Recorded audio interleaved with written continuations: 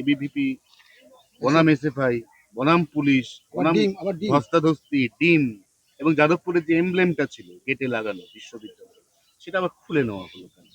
দেখুন, পরিবর্তন হয়েছে, অনেক কিছুই হবে, 6 মাস অপেক্ষা করুন।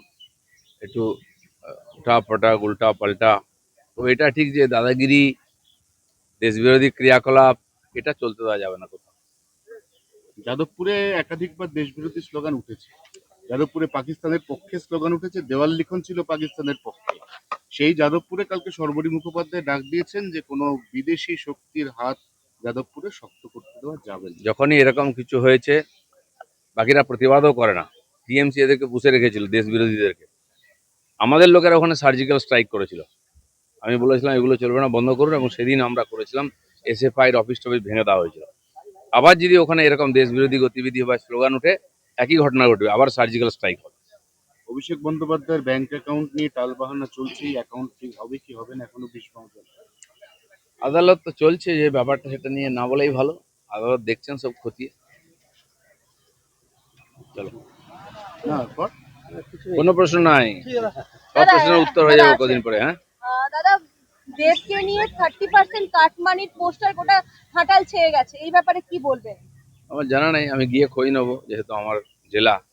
কাটমানি কে খাচ্ছে, কেন খাচ্ছে, পোস্টারই বা কে মারছে, অনেকে অনেক কিছু করার চেষ্টা করছেন। সব ব্যাপারে আমার মনে হয় এত চাঞ্চল্য প্রকাশ করার দরকার নেই।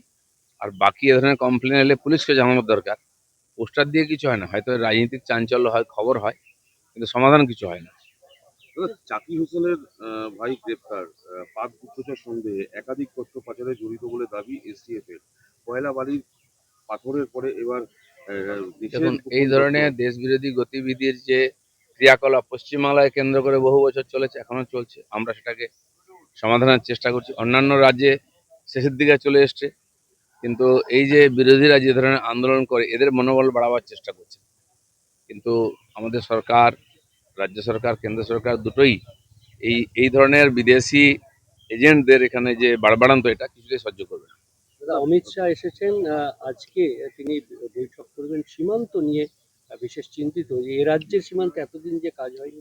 মাননীয় অমিত শাহ আজ নয়, 10 বছর 15 বছর ধরে যাতায়াত করছেন। ভারতবর্ষের সীমানা, সবচেয়ে বড় সেন্সিটিভ সীমানা হচ্ছে পশ্চিমবঙ্গ আর বাংলাদেশে। সে সীমানা কি করে আটকানো যায়, তার জন্য আগের সরকারকে বারবার বলেছেন। টিএমসি সরকার জমি দেয়নি। ক্ষমতায় আসার সঙ্গে সঙ্গে 45 দিনের মধ্যে আমরা জমি দিয়েছি, এবং এখনো সেই প্রসেস চালু হয়ে গেছে। 252 কিলোমিটার বেড়া দেওয়া হয়ে গেছে, প্রায় জমি পেয়ে গেছে, কাজ শুরু হয়ে গেছে। এখনো 50 কিলোমিটার খোলা জায়গা আছে, যেটা আমরা জমির খুঁজছি, প্রসেস করছি।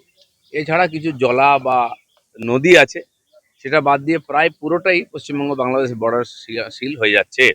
তো মাননীয় অমিত শাহ খুব সিরিয়াসলি বিষয়টাকে নিয়েছেন, এবং প্রতি মাসেই প্রায় এখন আসেন। এখানকার আইন শৃঙ্খলা থেকে আরম্ভ করে সীমান্ত গতিবিধির ব্যাপারটা ওনার নজরে আছে। বাজারে সমস্ত জিনিসপত্রের দাম অগ্নিমূল্য, চাল ডাল তেল চিনি সমস্ত কিছুর দাম বাড়ছে। এই যে চিনি গুড়ের দাম 1,20,000 টাকা বৃদ্ধি, এটা কি পেট্রোলের জন্য বলে মনে হয়? চিন্তার বিষয় আছে, আমি জানি না কেন হচ্ছে, তবে এর আগেও টাস্ক ফোর্স গেছে, দিয়ে বাজারেতে এদের খোঁজ খবর নিয়েছে। আসল জিনিস যেটা সবজি ইত্যাদির দাম বাড়ে, সবজির দাম খুব বেশি বাড়তে দেওয়া হয়নি, যেটা ছিল মোটামুটি কাছাকাছি আছে।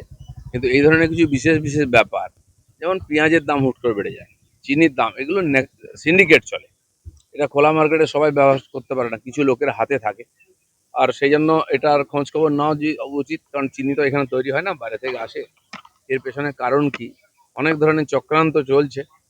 আর তার মধ্যে না পড়ে কেন্দ্র সরকার বিশেষ করে ব্যাপারটা দেখবে, আমাদের তরফ থেকে আমরা নজর রেখেছি। অনেকে বলছে যে আখে যেহেতু ইথানল থাকে, ইথানলটা পেট্রোলে মিশছে, আখের স্টক আর প্রায় নেই বললেই চলে, এবং তার প্রভাবটা চিনির দামে পড়ছে। না, আখের যদি বিক্রি হয়, আমরা জানি এর আগে আমাদের আখ চাষিরা আখ কাটতো না, দাম পেত না। যেমন এখানে আলু, ধানে ইত্যাদি হতো, সবজিতে ঠিক।